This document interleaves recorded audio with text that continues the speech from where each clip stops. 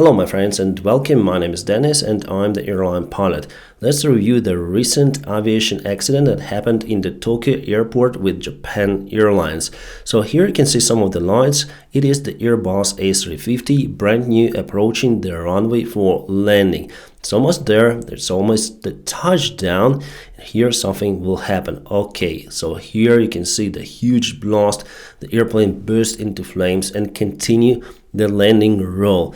The passengers were all on board, more than 300 souls, and it's definitely the crazy picture that was filmed on the CCTV cam. Miraculously, everyone on board of that airplane survived. Wow. So we have the initial report about the case on the Aviation Herald website. I'll share it in the video description just below. The guys are doing a fantastic job analyzing all of the aviation events that are happening, given the initial data and also the final result of the investigation. So here we see that it was Japan Airlines Airbus A350-900.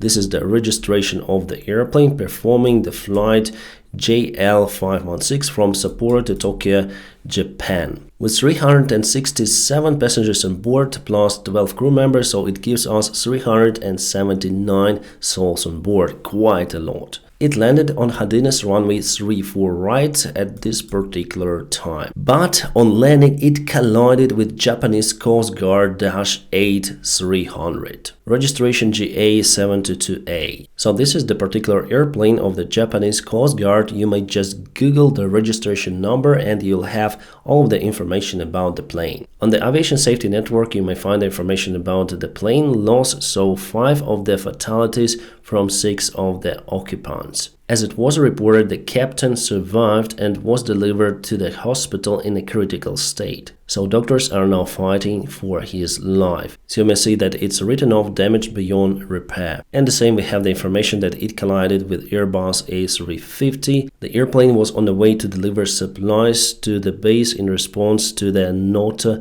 Peninsula earthquake. Yes, just recently in that province the powerful earthquake happened and those airplanes were used to help. At the same website we may find the Airbus A350, the information about it, and fatalities 0, which is actually a miracle. From 379 occupants, just 0 fatalities. It shows the great job that was done by the crew to organize the evacuation of the passengers from this big airplane. Well, anyways, let's continue with the report. As you understood, it was the ground collision with a huge fire erupted. Passengers say that the landing was normal, but after touchdown there was the thought and outside lit up in orange, so the flames. A first announcement was made: please count down, followed by do not take your luggage and do not stand up.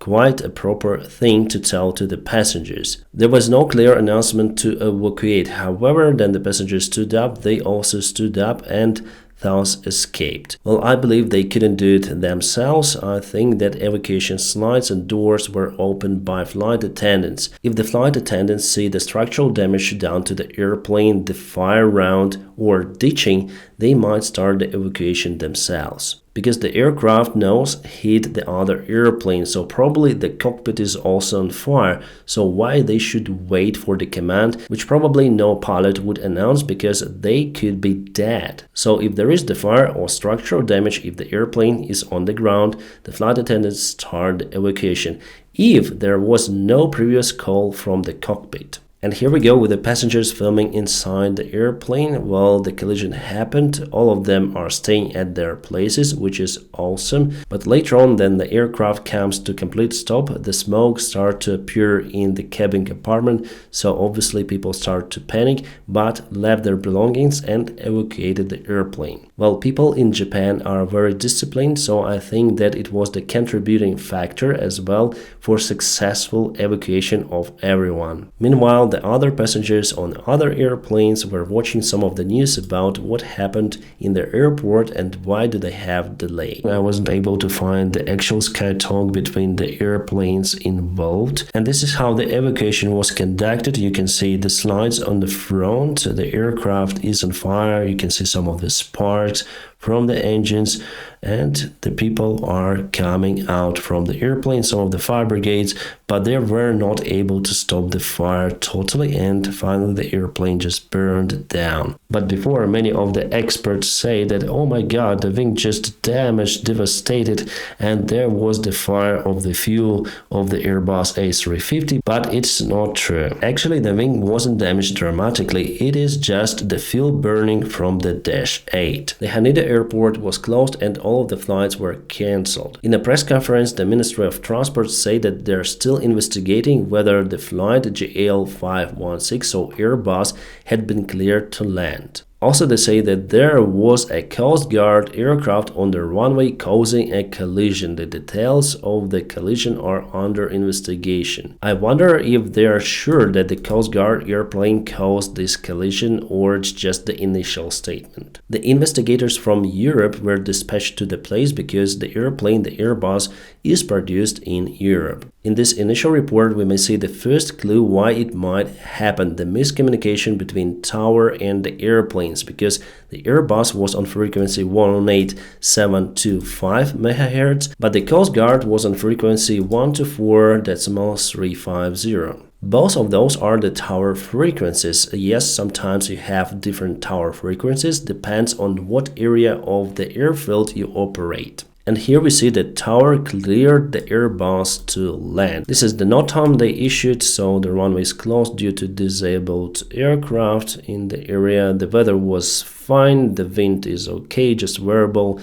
3 knots by the time of the arrival, I guess over here. At the lower layer, clouds just few, temperature is great, so no freezing, nothing, everything was fine there. But again, we see the dramatic image of this airplane, it's just crazy. You see Japan Airlines on fire, nevertheless, everyone managed to evacuate. And here's probably the Dash 8, and this is Airbus right before collision, filmed on the other camera, and this is the collision itself. So here's the taxiway, and this is the runway, this is the Airbus, and this is the Havilland. So here we have the scheme of the airport. It has many of the runways. That is why you need different frequencies to operate.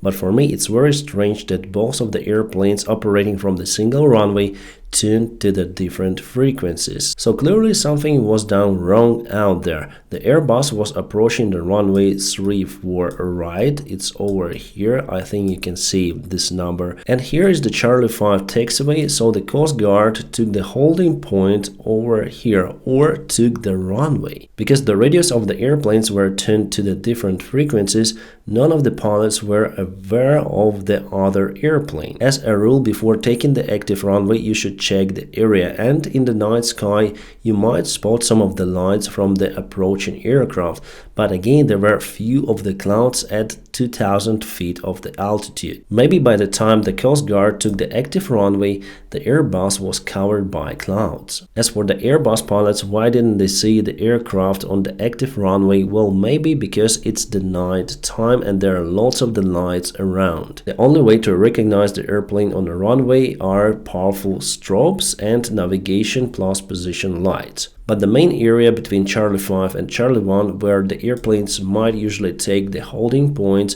or the active runway, was clear from the airplane. So probably pilots were quite relaxed because they don't hear anything, the other airplane, on their radio frequency. So before taking the active runway, check out the area and turn on the strobes and also transponder mode to altitude. It will give the reading to the other airplane on the display and will show the mark of the airplane. Why it wasn't done, or was it done, we are out of clue. For sure, it gives the situational awareness to the other airplane, so then you arrive and you see the TCAS mark on your display. You might be concerned about the other airplane because it's the usual procedure to turn the TCAS into the alt-on mode, then you take the active runway. Was the Coast Guard airplane equipped with TCAS? I'm sure it was. Was it switched to the alt-on mode? I'm not sure. Soon both of the cockpit voice recorders and flight data recorders from all of the airplanes will be recovered, and we for sure will understand what was the main reason of this ground collision that led also to the crew casualties of the Dash 8. I would pay attention on miscommunication between ATC and pilots. In most of the big airports, the ground radars are installed to understand the position of each aircraft. For sure, the same feature was installed stalled over there. But the distance between the holding point and the active runway is very small to be identified very soon by ATC. So unfortunately, there's still the room for those kind of the cases, and still I don't understand how pilots of Dash 8 didn't see the Airbus coming towards them, because you always need to check the area visually before you enter the active runway. Well, we're gonna find out all the answers in the final investigation result. We should wait a couple of months for it, I think, in this case. My friends, thank you for watching this video. Stay safe.